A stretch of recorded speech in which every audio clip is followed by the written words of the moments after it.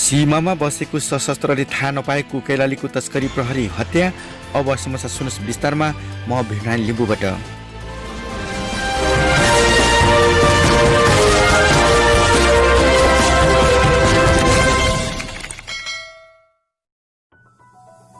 नेपाल भारत सीमाको प्रमुख चुनौती तस्करी हो। तस्करीबाट छिटो आम्दानी हुने हुँदा त्यसले अवैध व्यापार र समाजमा अपराध बढाएको छ। वरिपरि हुने अवैध व्यापार रोक्न सरकारले सीमामा सशस्त्र प्रहरी नेपाल प्रहरीलाई परिचालन गर्ने गरेको छ। त्यसमध्ये पनि सीमाको सुरक्षा अवैध कारोबार रोक्ने प्रमुख जिम्मेवारी सशस्त्र प्रहरीको हो।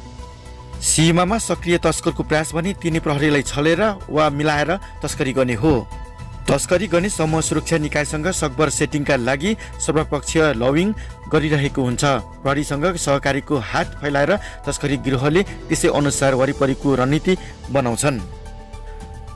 कैलालीमा भारतसँग जोडिएको सीमामा तस्करहरूले नेपाल प्रहरीका 2 जनाको हत्या गरेर तस्करीको गाडी सीमा पारी पुर्याएपछि सँगै रहेको सशस्त्रको ठूलो टुकडीको भूमिमाथि धेरैको ध्यान गएको छ। धनगढी उपनगरपालिका 12 जुगेटा प्रहरी चौकीको जनशक्ति जम्मा 10 जनाको हो। यही चौकीको 1 किलोमिटर टाढा सशस्त्र प्रहरी बोर्डर अब्जर्भेसन पोस्ट BOP छ, जहाँ सशस्त्र प्रहरी निरीक्षकको नेतृत्वमा 33 जना सशस्त्र प्रहरी छन्।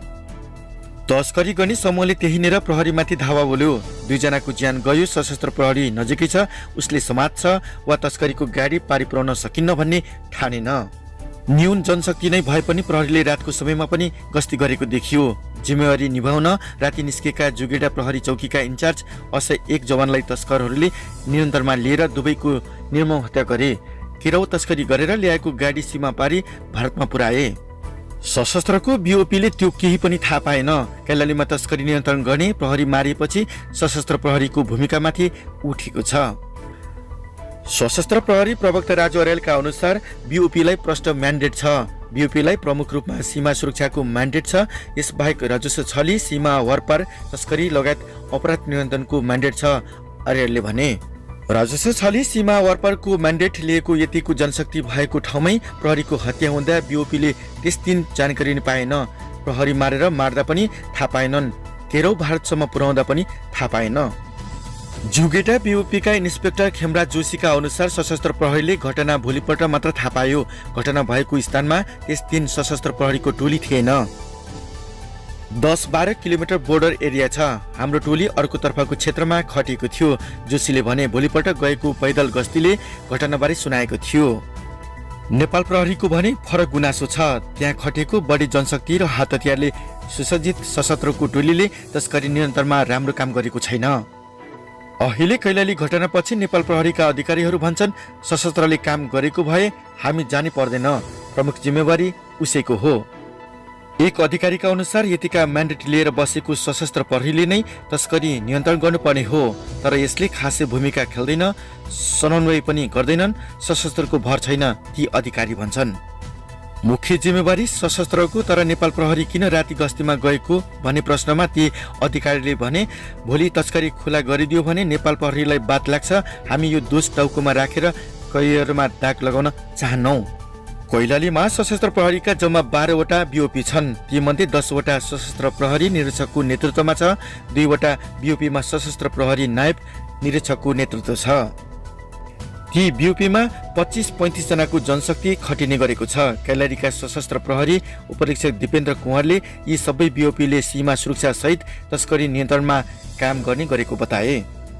उनले सशस्त्र प्रहरीले तस्करी विरुद्ध काम गरेको र कैलाली सशस्त्र प्रहरीले भदौ महिनामा 26,12,208 रुपियाँ र असोज महिनामा 21,08,078 रुपियाँको सामग्री बरामद गरेर भन्सार दालिखा गरेको बताए। अर्थात् भाग लगाउँदा इन्सपेक्टर बस्ने एउटा BOPले मुस्किलले महिनामा 2 लाख रुपियाँको सामग्री बरामद गरेको छ। त्यो तथ्याङ्कले सशस्त्रले तस्करी नियन्त्रणमा भने धेरै सफलता पाएको देखिन्न। असै विकले त्यस दिन समात्न खोजेको केराउ करिब 30 क्विन्टल थियो।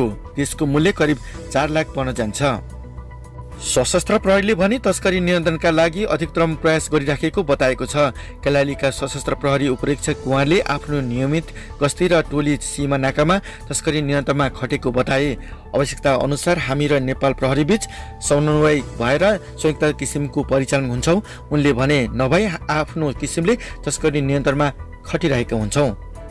प्रहरी अनुसन्धान अनुसार केराउ तस्करले नै प्रहरी सहायक निरीक्षक गोविन्द विक र जवन रामबहादुर साउदको हत्या गरेका हुन्। हत्यामा संलग्न 8 जना पक्राउ परिसकेका छन्। उनीहरूलाई प्रहरीले नै भारत गई पक्रेर ल्याएको हो। ती हाई प्रोफाइल तस्कर भने होइनन्। नेपालबाट प्रहरी तस्करको सम्पर्क सूत्रलाई जिम्मा लगाउने तस्कर हुन्। यी दुवै तस्करका नाइके नेपाल र भारतमा रहेको प्रहरीको भनाइ छ। उनीहरूबारे प्रहरी अनुसन्धान चलिरहेको छ। 2064 सालदेखि कायम रहेका सीमाका 83 वटा स्थायी बोर्डर आउटपोस्ट बीओपीलाई सशस्त्र प्रहरी मुख्यालयले 2075 साल यता अस्थायी भएको छ। ती 83 स्थायी पोस्ट प्रत्येकमा 50 जनाको दरबन्दी थियो। छिमेकी भारतसँग लिम्पी उधरा कालापानीको विवाद बल्झिएर सरकारको ध्यान फेरि सीमातिरै फर्केको अवस्था छ। कोरोनाका कारण पनि सरकारको सीमा सशस्त्र प्रहरी पोस्टका संख्या बढाएको छ। अहिले भारतसँगको सीमा क्षेत्रका सशस्त्रका 170 बढी अस्थायी पोस्ट छन्। यी पोस्ट प्रत्येकमा बढीमा 35 जना जनशक्ति छ। अहिले बीओपीमा 25 जना जति खटाए पनि हुने अस्थायी मापदण्ड सशस्त्रको छ। सीमा नाकामा 221 बीओपी बनाउनु पर्ने मन्त्री परिषदको निर्णय छ। गत मङ्सिर 20 गते मन्त्री परिषदले बीओपी संख्या बढाउने निर्णय गरेको थियो। यसबेला भारतले लिपुले कालापानी क्षेत्र समेटेर नयाँ नक्सा जारी गरेको थियो।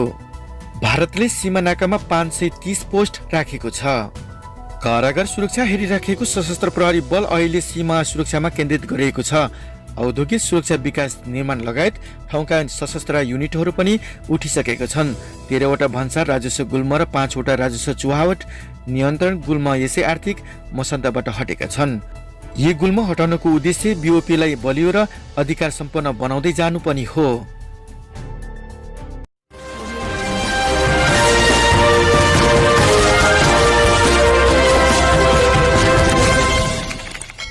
यो समाचार रातोपाटीबाट हामीले सवार गरेका हौं। कस्तो लाग्यो दर्शक महानुभावहरू? त्यस्तै तल खाली ठाउँमा प्रतिक्रिया दिन नभुल्नुहोला। यी यस्तै देशका फरक फरक समसामयिक घटनाहरू दर्शक तथा श्रोताहरू माझ पस्किने नै छु। अहिले भने बिदा माग्छु। हेर्दै सुन्दै गर्नुहोला 24 अनलाइन मिडिया। नमस्कार। जय नेपाल।